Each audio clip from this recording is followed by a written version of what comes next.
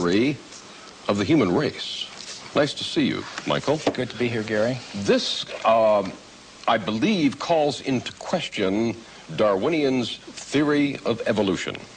Is that correct? Yes, Gary. Essentially, that theory says that human beings like us have been around for about 100,000 years.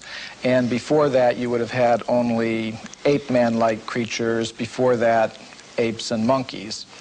What we found, however, when we looked into the entire history of archaeology, my co-author and I did 8 years of research. We looked at every archaeological discovery that's ever been made, and what we found is that there are hundreds of such discoveries that indicate human beings like ourselves have been around for literally millions of years. What's been the reception to this book? Oh, there's been, from the spokespersons of the scientific establishment, there has been absolute outrage. You referred to, in India, the Vedic literature? Well, yes, what is that? I was saying in the beginning that we do take our inspiration from these ancient Sanskrit writings of India. They're collectively called the Vedas. Among them are the Puranas. Purana is a Sanskrit word. It means history.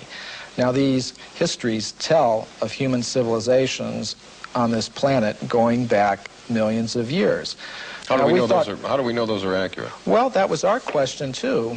Richard Thompson and I, we thought, well, if there's any accuracy to those statements, there must be some factual evidence to back them up. Now, when we looked in the current textbooks, of course, we didn't find any such evidence, but we thought, well, let's look a little bit further.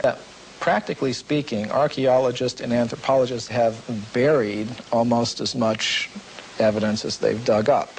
In other words... Or perhaps overlooked? Cast aside? Well, yes, cast aside. And there have been some outright cases of suppression where people who have reported such things have had their careers ruined.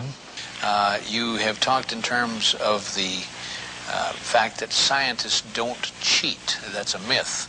You say there's actual cheating going on. Oh, that's very well documented. For example, the Piltdown case is a very famous case that documents that. Now, what that has to do with is early in this century, there was a purported discovery of an ape man in England based on a skull and a jawbone. And this Piltdown ape man, was in the science textbooks for about 40 years. And then suddenly it was revealed that the British Museum had tested these fossils and determined that it was a very elaborate hoax.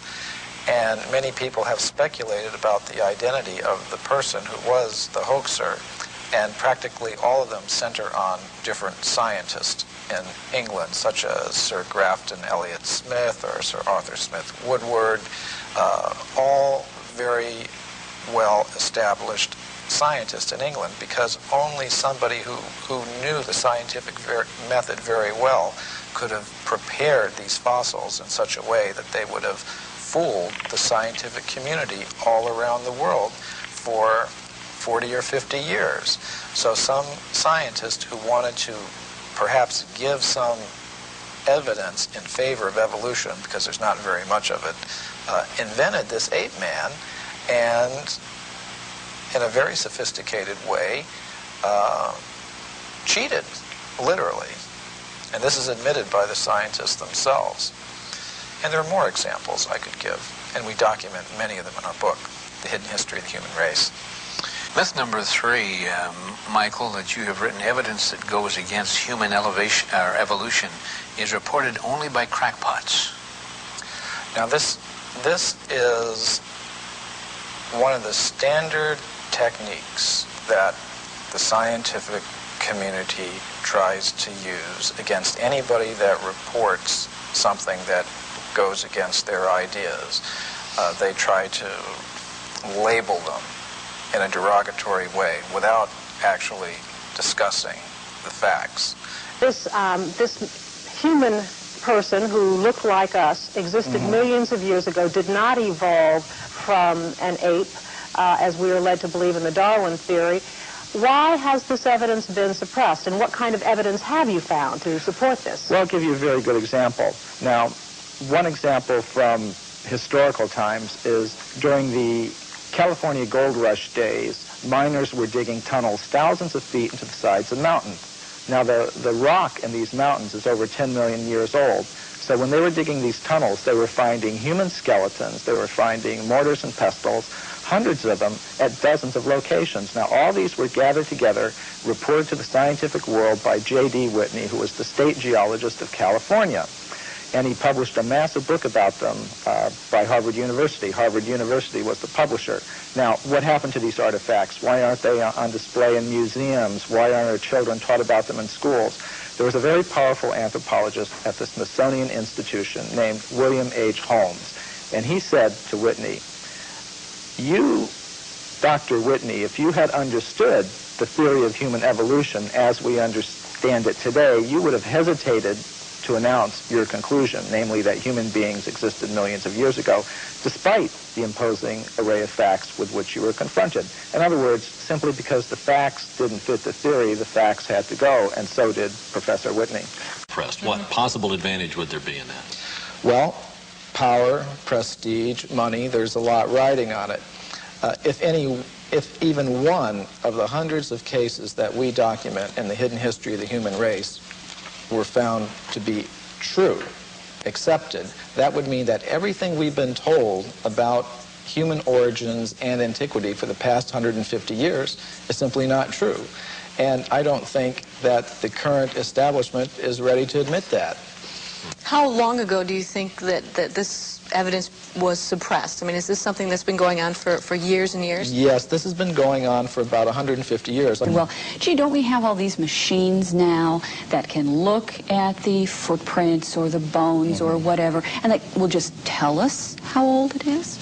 Oh, this is a very common perception. We have such faith in technology and those who employ it that when we hear about things like carbon-14 testing or potassium-argon testing, we think it really is a very simple process, almost like you pop something in the microwave and boom, it comes out. It's not like that at all. These are very complicated procedures. What I found in practice is that scientists may run several tests on the same piece of bone. Some of the ages will be very great, some very small, and they will tend to pick the date to publish in their scientific literature that most fits the idea that they start out with about how old the fossil should be. Now that often happens. We've placed spokespersons from the scientific community on a little bit of a pedestal, and we may need to give them the same sort of treatment that we would give to spokespersons from other groups in society. I'm here, and doggone it, I want to get the information out. I want to get at the truth. I guess that's what it is. Why does Dr. Steen McIntyre feel the need to protect her artifacts from her more mainstream colleagues? Why are contradictory findings being met with contempt instead of excitement? Some researchers charge it's because these new findings would turn modern anthropology on its head. This is actually the subject of a presentation I shall be making in New Delhi to the World Archaeological Congress called Puranic Time in the Archaeological Record. And the concept of time that you do find in the Puranas is, in fact, cyclical. Now, what might one predict from that? Say if you have civilizations coming and going over vast periods of time, perhaps you might have humans and other ape-man-like creatures coexisting. I will mention that the Puranas do talk about intelligent races of ape-like creatures that use stone tools. This is not an idea that came in with Darwin. It's been there for thousands of years. Now, what might one predict from that? If you were to predict what archaeologists might find, you would say, well, they would tend to find a very bewildering mixture of anatomically modern human fossils, ape-man-like fossils, crude stone tools, articles indicative of a higher level of culture, all sort of mixed up and going back. I think you might also predict that given the biases of investigators towards a linear progressive idea of time, with things beginning in a very simple state and progressing in a linear fashion to a more advanced state, that they might edit that record to conform to their linear progressive biases. In the Sumerian accounts, the gods decreed that a flood would sweep over the cult centers and destroy the corrupt seed of humans and demigods. Poseidon was sworn to secrecy about the plan.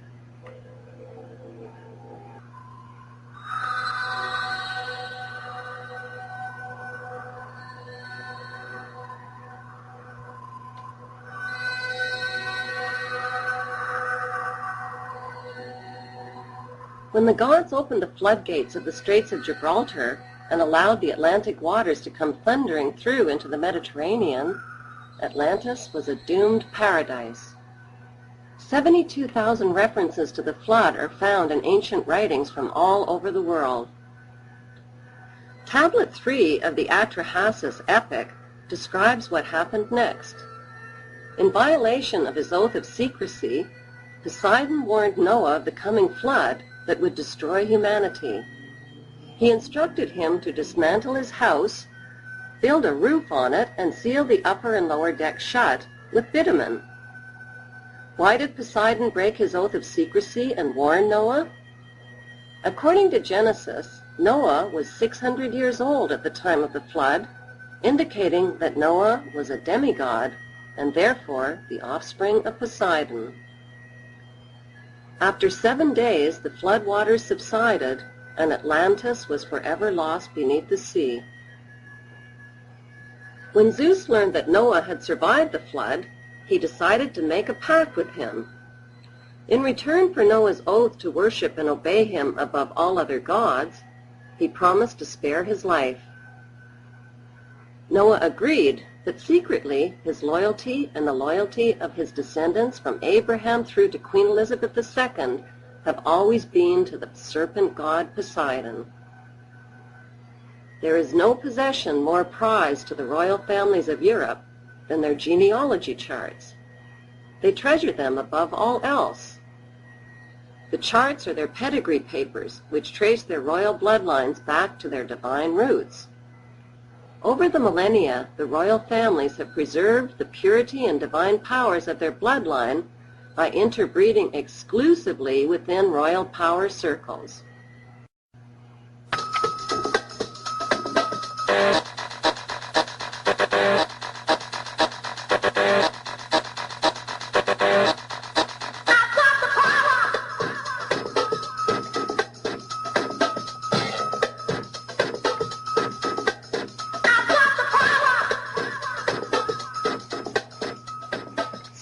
Have been surfacing for years about the evil that lurks behind the smiling faces of the royal family of England and the United Kingdom. One rumor that won't go away is that Queen Elizabeth II is an alien. She is thought to have type O Rh negative blood, which is believed to be the bloodline of the alien Anunnaki race.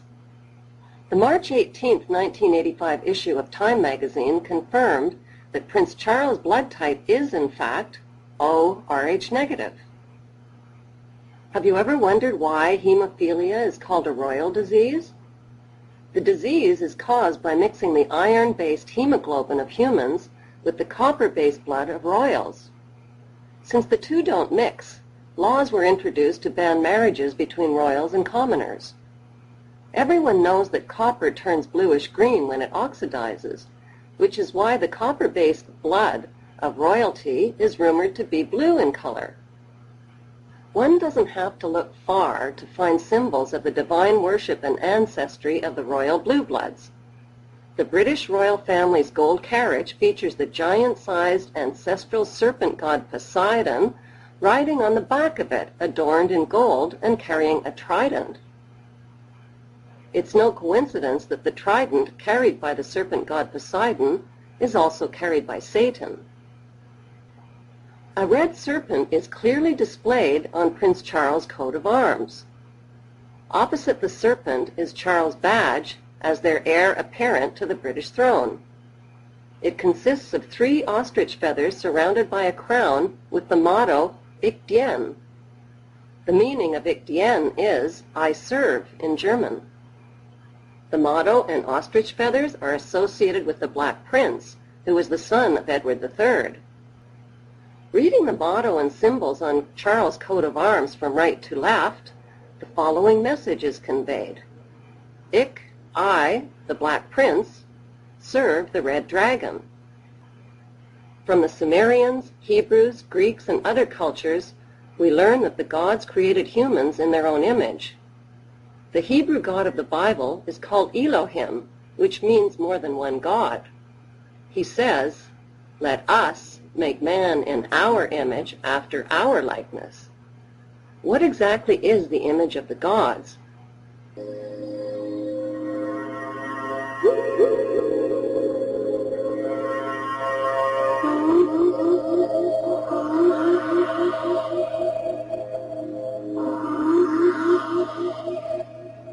In all of the ancient literature, the gods are described as having supernatural powers, advanced knowledge, and advanced technology.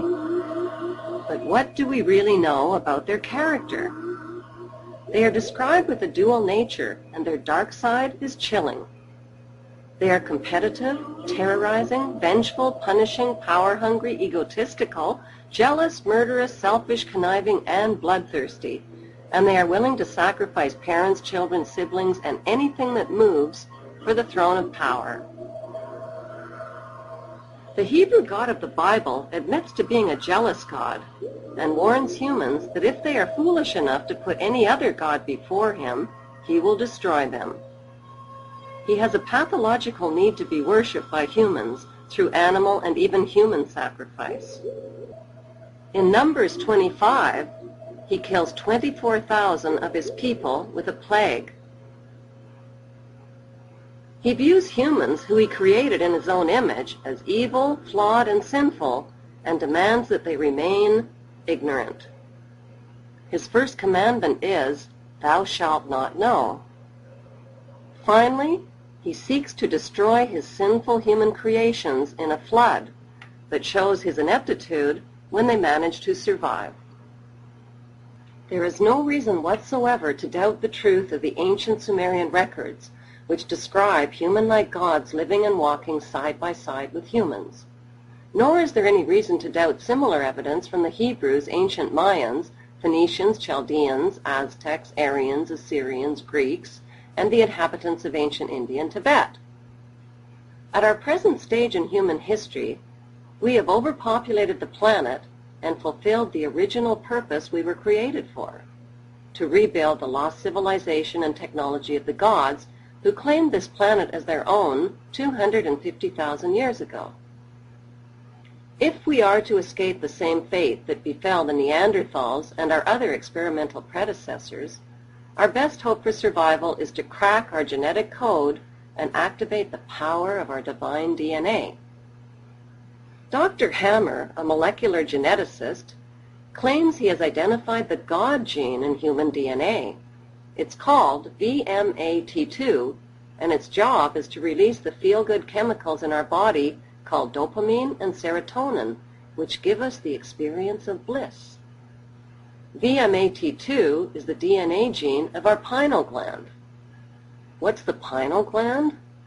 It's a gland about the size of a raisin located between our eyebrows and directly behind our eyes, right smack in the middle of our cranium. It's called the pineal gland because it resembles a tiny pine cone. This powerful gland is believed to be the seat of our soul and the gateway to the universe and higher realms. Because its structure is remarkably similar to our eyeballs, it's called the third eye or the mind's eye. It actually has a lens, cornea, and retina. The blue bloods revere it. They call it the all-seeing eye and have featured it on the U.S. $1 bill. Strangely, our pineal gland, which is tucked away in the dark recesses of our brain, is bioluminescent and sensitive to light. Like a cell phone, it has a built-in wireless transmitter and is the connecting link between the physical and spiritual worlds and higher frequencies. By awakening our pineal gland, we can speed up our learning and memory abilities, enhance our intuition, wisdom, and creativity, trigger our psychic healing abilities, and experience bliss. The symbol of this pine cone-shaped gland is the pine cone.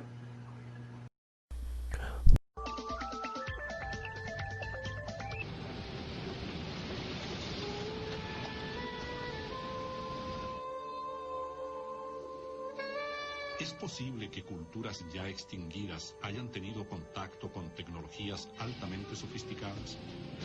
Algunos investigadores consideran que esto es muy posible y que habría ocurrido en los llamados paleocontactos. Viajamos a Nueva York, que es uno de los lugares del mundo en los que se reporta la mayor cantidad de avistamientos de ovnis, a conversar con Zacarías Sitchin. Él tiene una compleja teoría al respecto.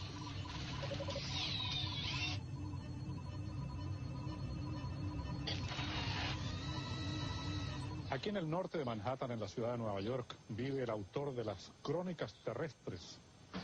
Él ha concebido una intrigante teoría de los vuelos espaciales que vendrían de un planeta desconocido que dio origen además a la raza humana.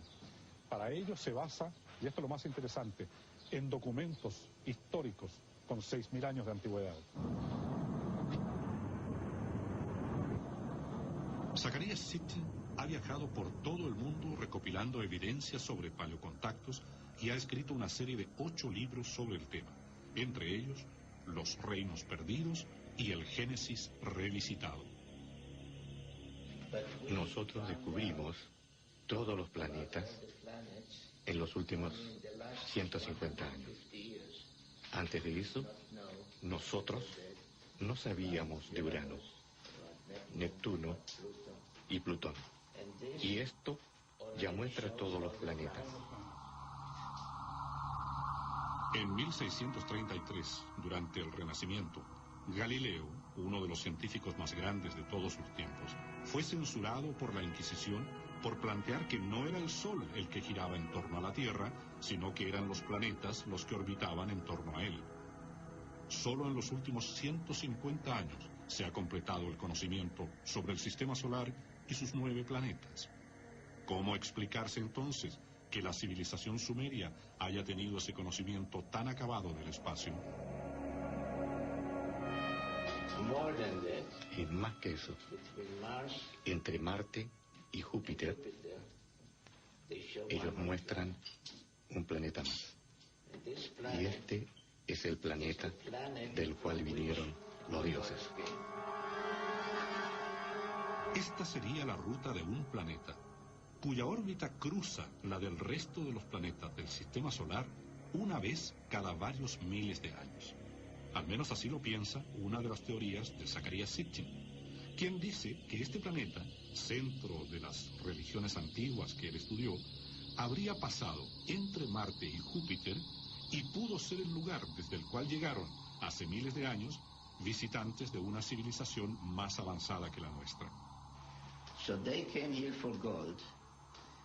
Ellos vinieron por oro, y cuando necesitaban obtenerlo, de una manera difícil, necesitaban mano de obra. En el sur de África, el dios de las ciencias, y te lo voy a mostrar después, dijo: yo sé cómo podemos obtenerlo. Podemos usar los seres que ya existen en la Tierra y combinar nuestros genes con los suyos y crear al hombre.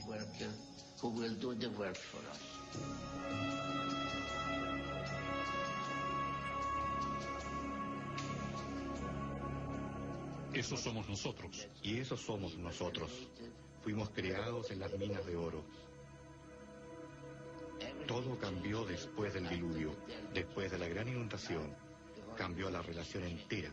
Pero hasta entonces fuimos obreros primitivos. Esa es la historia de mi libro.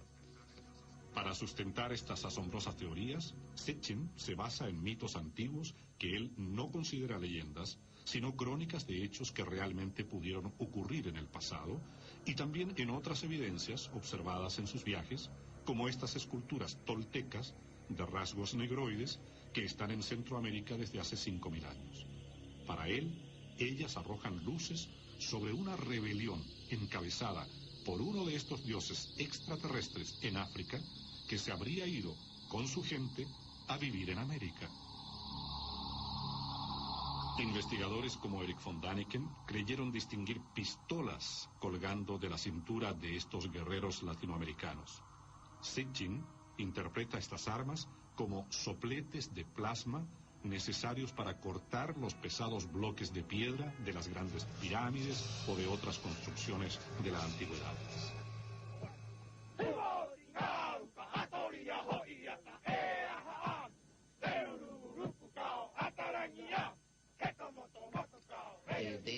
El enigma de Isla de Pascua. Bueno, hay dos enigmas en la Isla de Pascua. Uno son las grandes estatuas de piedra con sus características enigmáticas, que definitivamente no se parecen a los indios sudamericanos, no parecen europeos, son diferentes. Representan algo que residió en esa isla.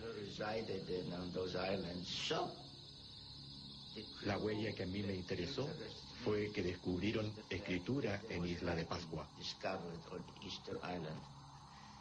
El único otro lugar donde la escritura es así es entre los hititas, lo que ahora es Turquía. ¿Apuntan para usted a una cierta conclusión estas cosas?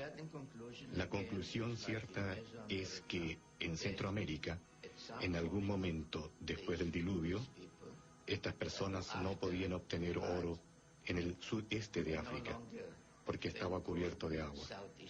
Entonces cruzaron el océano hacia América. En Perú, más que nada para el oro, y en otras partes para minerales, no necesariamente metales. Más al sur, en Sudamérica, como en Chile, más probablemente para el cobre. Usted sabe que en Chile se descubrieron momias que tienen una fecha más antigua, supuestamente, que los hombres que cruzaron el estrecho de Bering.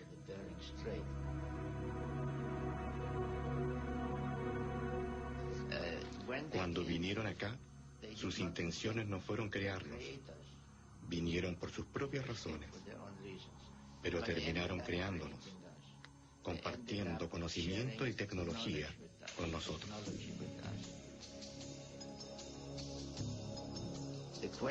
Entonces la pregunta es, ¿cuándo nosotros comencemos a irnos al espacio? ¿Por nuestras propias razones? ¿Porque queremos esto o aquello? Terminaríamos llegando a un planeta diciendo, aquí estamos solos y solo somos 50. Necesitamos ayuda. Oye, encontremos esta cosa que corre y tiene patas y hagámosla trabajar para nosotros.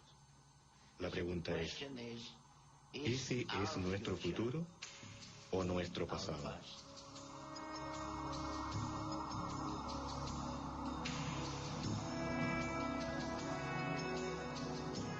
Así es que podría ser una cadena que se repite cada tantos miles de años. Yo creo que es algún tipo de diseño cósmico, desde un planeta a otro, desde un sistema a otro.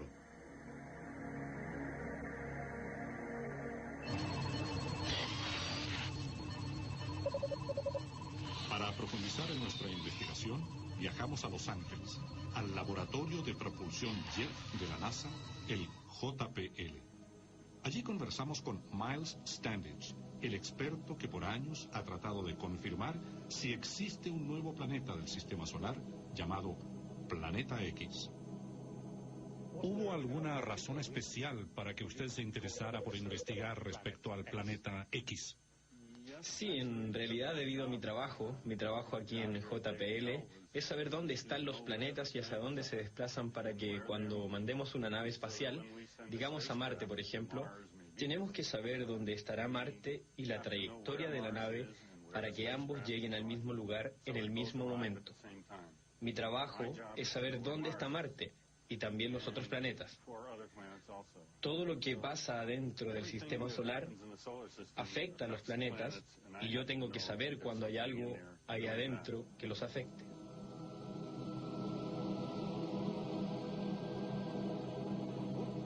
¿La existencia de otro planeta alteraría la exactitud respecto a Marte? De Marte no es probable, especialmente de Urano o Neptuno, porque están más alejados del Sol. Y un planeta cerca de ellos o incluso más allá les afectará en mayor grado. Y de hecho, era el movimiento de Urano y Neptuno lo que nos hizo considerar la existencia de otro planeta allá, porque nuestras mediciones no aparecieron estrictamente correctas. Había algo raro pasando, así que por eso la gente empezó a especular sobre la existencia de un planeta X que les afectaba. En 1983, Zacarías Sitchin escribió una carta a la Sociedad Planetaria de California, pidiendo que, de encontrarse este otro planeta, fuera bautizado Nibiru o Marduk, nombres con el que solían llamarlo los sumerios y los babilonios, respectivamente. The Book of Enoch offers a disturbing vision of the fall of the angels who lust after earthly women. And they began to go into them, and to defile themselves with them, and they taught them charms and enchantments, and they became pregnant. These angels have crossed over this boundary that they shouldn't have. When they decided to descend upon earth, this unleashed upon the earth all sorts of problems. Not only these giants who are bloodthirsty and violent, but also these angels went on to teach humankind a variety of forbidden crafts. They also taught human beings how to make weapons of war. Now, the good angels, the ones not tempted by these beautiful women, go to God and say, you know, there's a lot of bloodshed caused by these bad angels. As long as 6,000 years ago, another remarkable civilization evolved. Its people were the Sumerians, who had an extraordinarily advanced culture.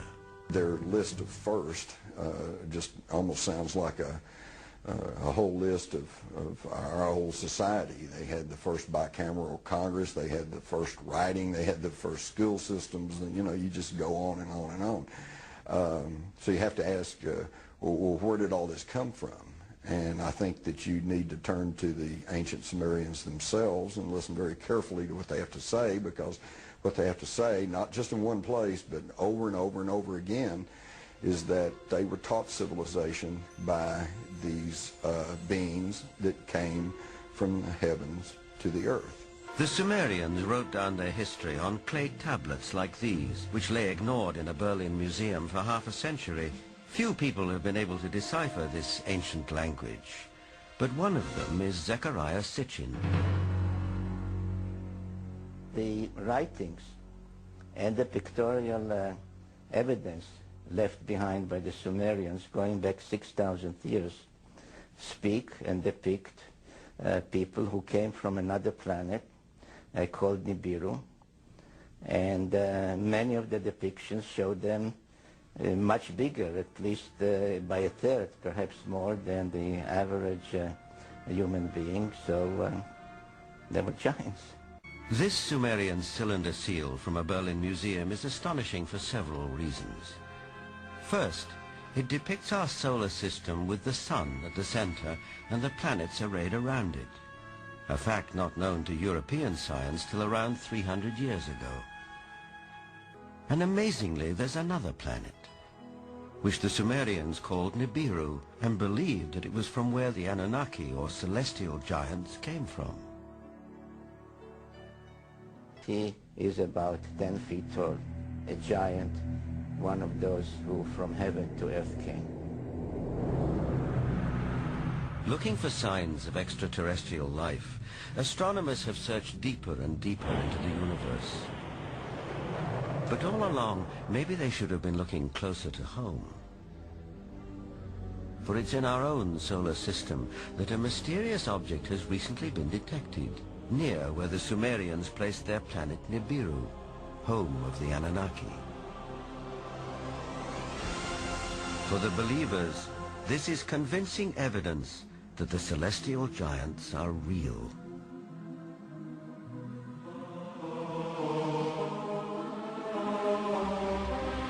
The ancient Sumerian text, just in a very broad overview, basically tell us that more than 400,000 years ago that these Anunnaki came from space and landed on the earth in the Tigris-Euphrates Valley. They began to set up a colony that they called Eden. According to Genesis, Eden, or Eden, is where Adam was created from dust and Eve from one of his ribs. Others, however, have a more high-tech version of how human life began. In time, needing manpower, needing workers, jumped the gun on evolution using genetic engineering. And they produced a hybrid.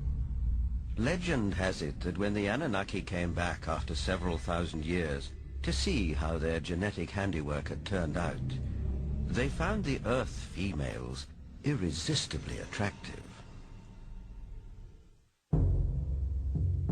That's us? That's us. Basically, the Anunnaki said in their writings that the Sumerians left behind, we shall make the Adamu. They called their slave servant Adamu plural, which comes down to us in the Bible as the Adam. We shall make the Adamu in our own image, after our own likeness, word for word in the Bible, and they did that. So no, wait a minute. You're look saying like...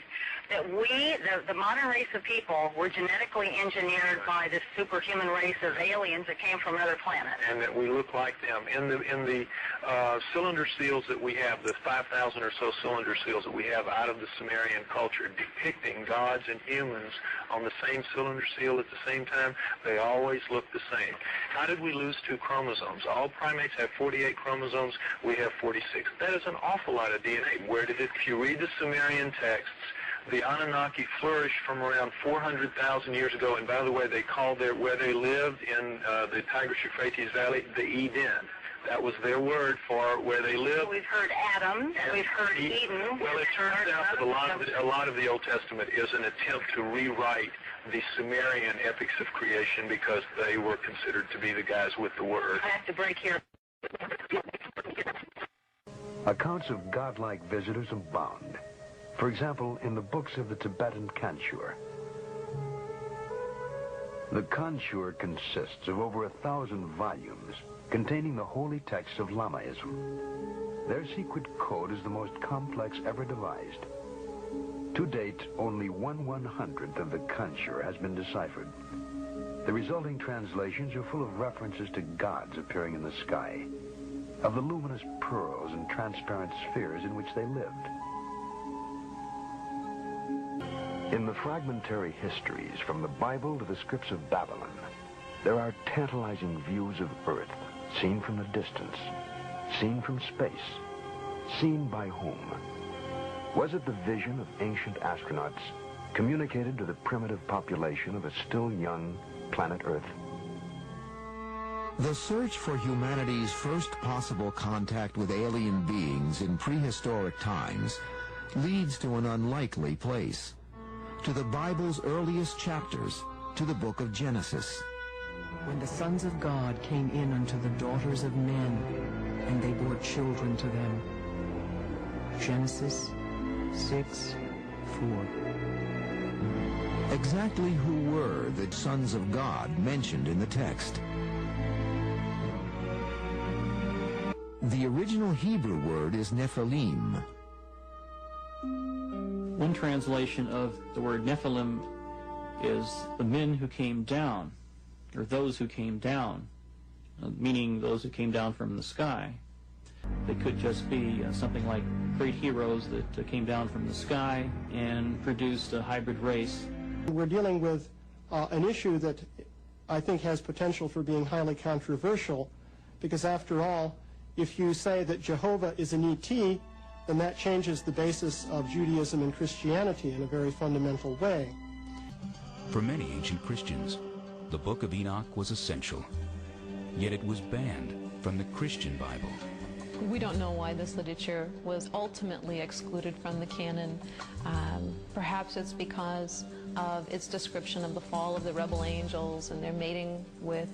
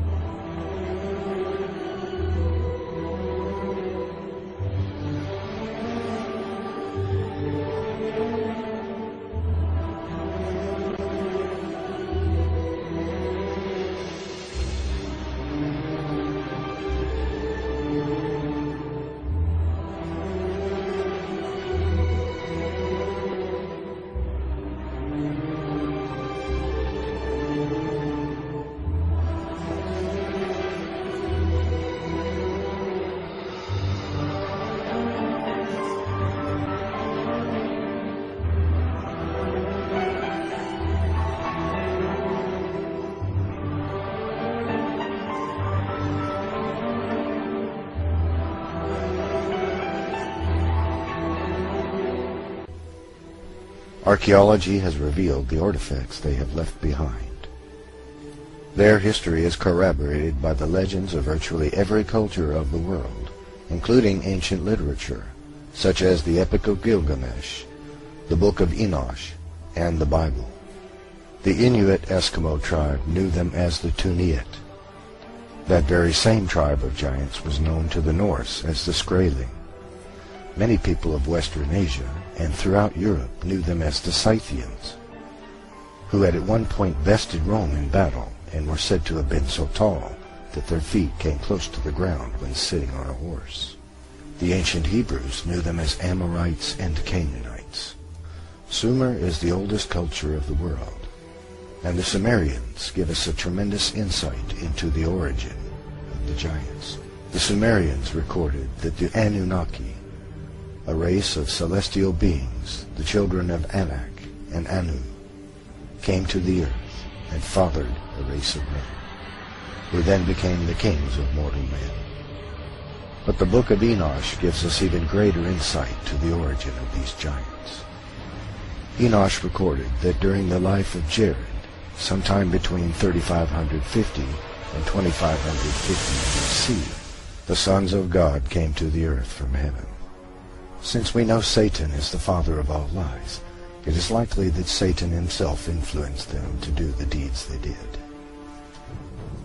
He had puffed them up and built their pride, and for this crime of pride against the Lord, they were cast out of the heavenly realm. Angered for being cast out of their heavenly home, and jealous of the beautiful new creation of God, they consorted to do ungodly things, and swore an oath to each other that each would be equally culpable for the sinful things they were about to do. Their point of entry into the world was Mount Hermon, Israel, upon which they landed. Just as humans have special gifts and abilities and each is unique, so too the angels were unique, and each used their own special gifts for defiling mankind. So each taught mankind the arts which they themselves loved most. They took wives of human women whom they called beautiful, and fathered the race of giants we know as the Nephilim. Azazel was a lover of metals, and taught men to make swords and knives and shields and breastplates, and made them known to the metals of the earth, and the art of working them, and bracelets and ornaments, and the use of antimony, and the beautying of the eyelids, and all manner of costly stones, and the coloring of tinctures. Semyaza taught the art of enchantments and root cuttings, and all manner of sexual seduction.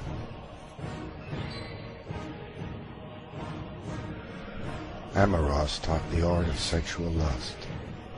Barakijal taught astrology. Kokabel taught the constellations.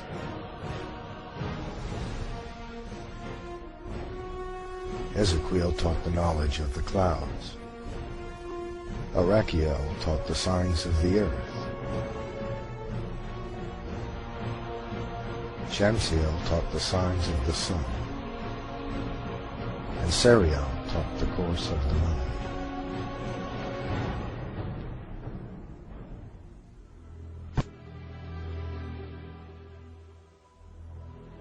Not only did the angels sin against man, they sinned against animals as well.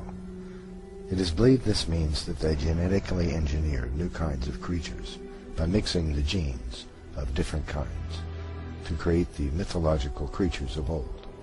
The corruption the angels had wrought upon the earth was so great that God decided to destroy both man and beast.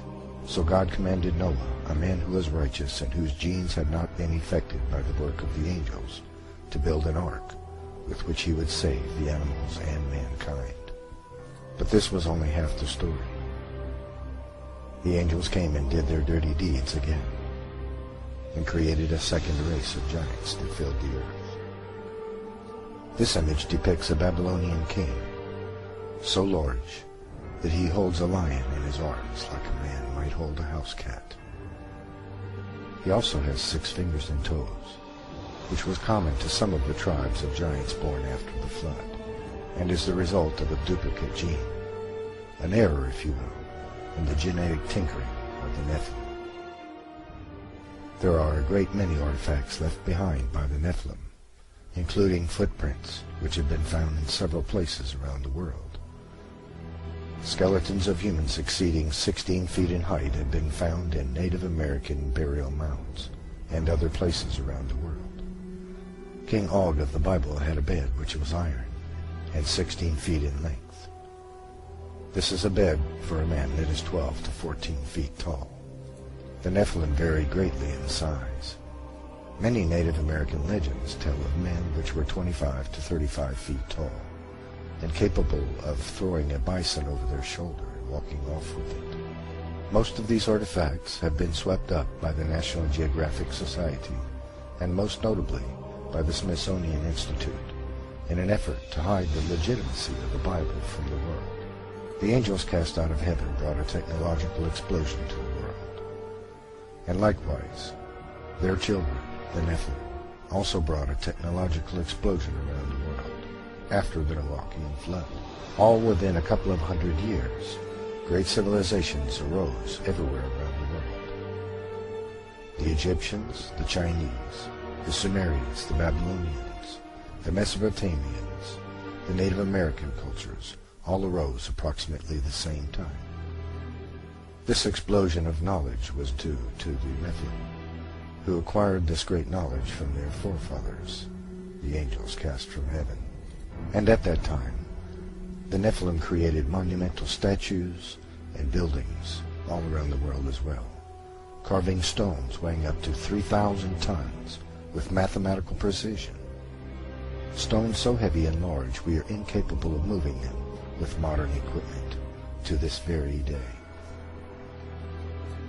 Many like to believe that the giant statuary all around the world and all of the cultures of the world is merely an exaggeration of the kingship. This is false, however. They are actual depictions of the true sizes of men. Native American statues, for example, often depict the angels which were cast from heaven. The same is true in Babylonia, Sumeria, Egypt, and other cultures.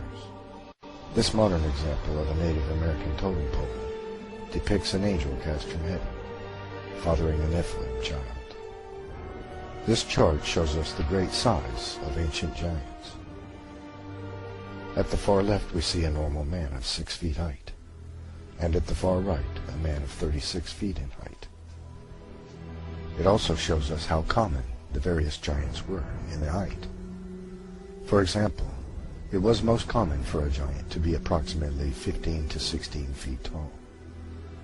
The next most common was approximately 8.5 feet, and so on to 36 feet. There is becoming a general consensus amongst historians that the most common tribe of giants in the world were the Kurgan. This statue in Russia depicts a Kurgan warrior, approximately 25 feet tall. The Kurgan were the largest tribe of giants in the world. They originated in southern Russia and encompassed the entire world. The Kurgan had been genetically traced around the world with haplogroup X1 and haplogroup X2 genes. During World War II, the Nazis attempted to recreate the Kurgan by genetic engineering. There were giants in the earth in those days and after that, as these Danish axe heads clearly demonstrate, for it would take a man at least 15 to 20 feet tall. Here we have, this is calling to the return of the plummet serpent. We found here the words Christ, Messiah, catastrophe, eclipse,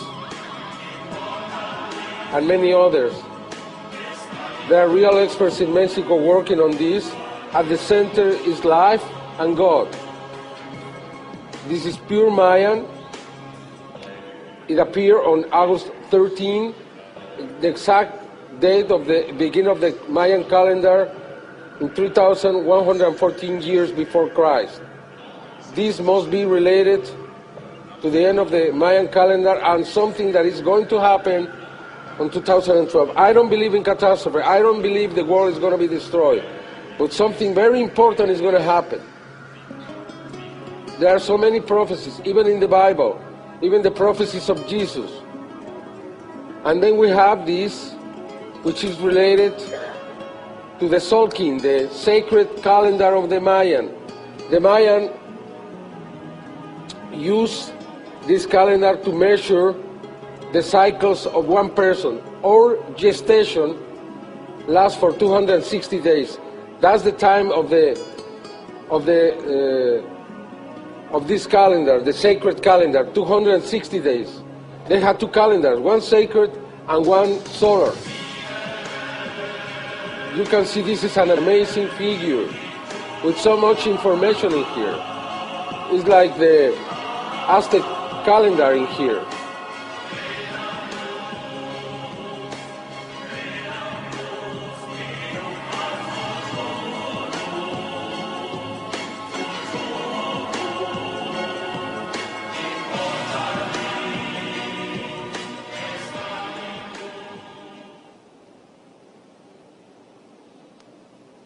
Now let me explain you this.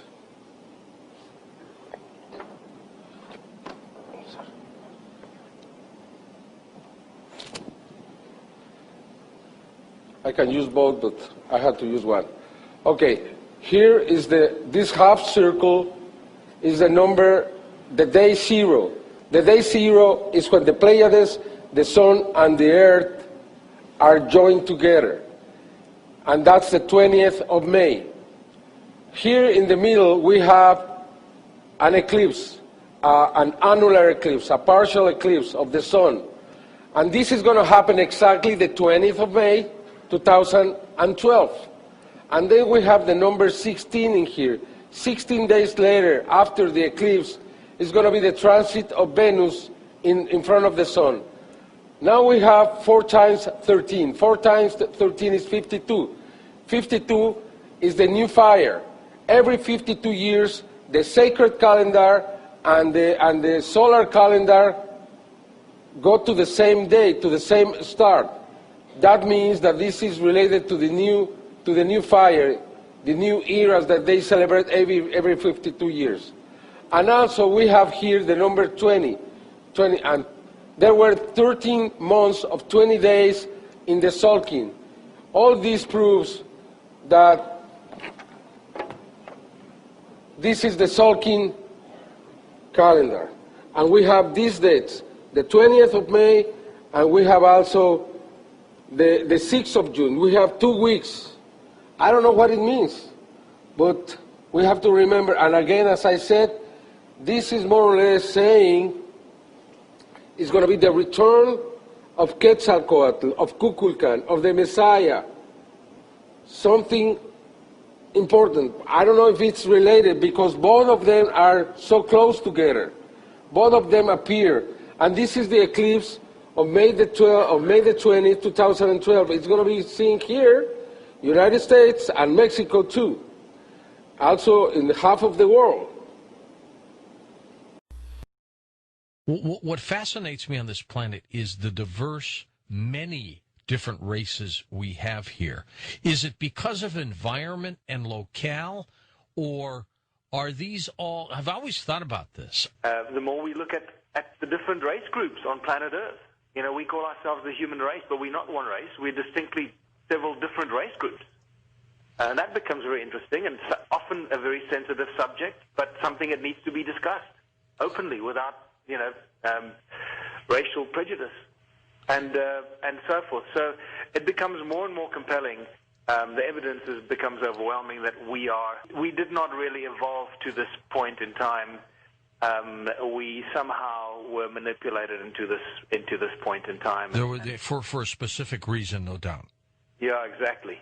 You know, some evolutionists, Michael, would say, George, don't use the word popped up. We evolved, yet it's pretty convincing that we kind of just showed up all of a sudden, isn't it? This cradle of humankind that is being sold to the world doesn't have any human skeletons in it. We have hominids in there, Australopithecus africanus and Mrs. Pless and Littlefoot, and wonderful examples of over 500 fossils that have been excavated from the Sterkfontein caves, just sort of northwest of Johannesburg. Over 500 fossils, if I've got it right. But they're all hominids, no human skeletons there. So these are all the supposedly pre-human evolutionary states. They are not human. This has become a very hot political debate in South Africa because some people believe that you've become a racist and you're drawing racial lines. It's got nothing to do with that. You've got to call it what it is. You've got to call it as you find it. You can't start becoming politically sensitive to one group or another. No, this is anthropology. Are these all various sex races from other extraterrestrials that have been here and, you know, they've manipulated in their own image? So the Asian person, the Caucasian, the African, they are in the image of the extraterrestrial that came to this planet a long time ago. Have you ever thought of that? Yeah, absolutely. And once again, you obviously give this stuff a great deal of thought, and I think you put your finger right on the button one more time. Again, I look at this scientifically, genetically, and ecologically. You know, if we only appeared as a species 250,000 years ago, not enough time has passed for these different race groups to have evolved. And I don't care what anybody throws at you; it's just not going to happen because the strength of the genetic pool that keeps the Asian person Asian is so strong that it defies any kind of argument or scientific or a genetic evolution into that. It just doesn't make any sense. And the same goes with African people. The strength of the gene pool of African defies the movement away from that into somebody like me who's got a little pale skin and gets burnt when I run into the sun. You know? Yeah. It doesn't make any sense, and there's not enough time that has passed on Earth for us to have evolved so dramatically into these 3 or 4 distinctly different race groups. And that's why when I said earlier we call ourselves the human race, well, we're not really the human race because we are not one race group. We are 3 or 4, possibly more, distinctly different race groups. But the obvious ones are the Caucasians, the Asians, the Chinese. I suppose when I say Asian, I mean the Chinese type look, and then the black African, and that is fascinating stuff because it becomes a melting pot of debate. That what is interesting is earlier this year, I think it was in February, Craig Venter, the so-called father of the Human Genome Project, gave a speech which blew everyone's mind, and it certainly blew my mind because he mentioned some startling facts. Until very recently, we were all sold the story that all humans are 99.9% genetically the same, right, identical. Well, that is no longer the case. Okay, with the Human Genome Project studies, they found out that between people and especially different race groups, there is up to a 2 or a 3% difference in their genetic structure. And that's a big difference, isn't it? It's a huge difference. It's almost, Michael, as if they all came from different places in the universe. That's certainly what it seems like. It seems like there might have been a prototype kind of person built here, and then another group by one group of extraterrestrial settlers for a specific purpose. The cloning of the humans by the Anunnaki, many of your listeners will be very familiar with that. That seems to be a specific point in time, and possibly with some of the earliest human manipulation or manipulation of this new species called Homo sapien. We talk about just how we evolved on this planet. You know, we're talking about the work of Zecharia Sitchin and his theories of the 12th planet. Robert Saffier does a very thorough job trying to coordinate all the various people who are talking about this. And it's growing, I think. It's growing, and it's getting bigger and bigger and bigger. This is Marshall Klarfeld, author of Adam, the Missing Link. Today I'm going to share with my audience the irrefutable physical evidence that I've put together in my book, Adam, the Missing Link, that proves that we were created by the Anunnaki, a space-age species that arrived here 450,000 years ago. I'm going to share with you an interview I did with Shireen Pendleton. About 6 years ago, I started reading Zecharia Sitchin. Oh, yeah.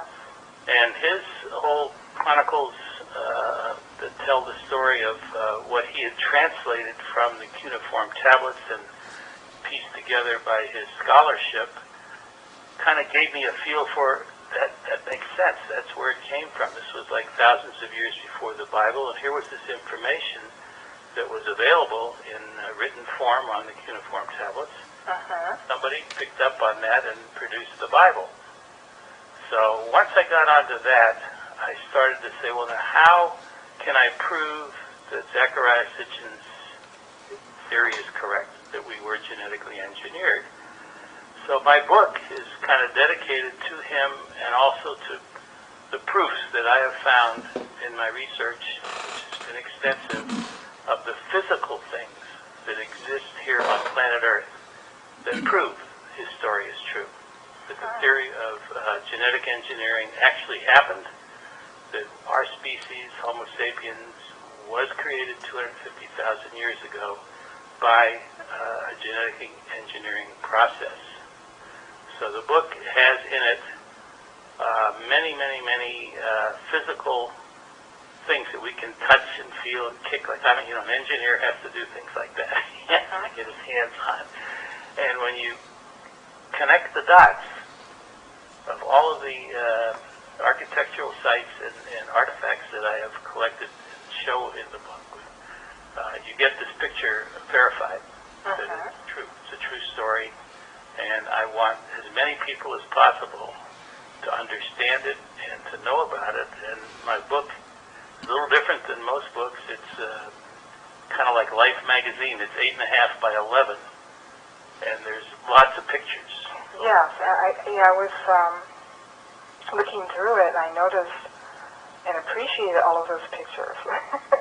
Well, it's easy. You know, pictures worth, I don't know what the Chinese said, how many words you could give to a picture, 1,000 or 10,000, I don't know which it was.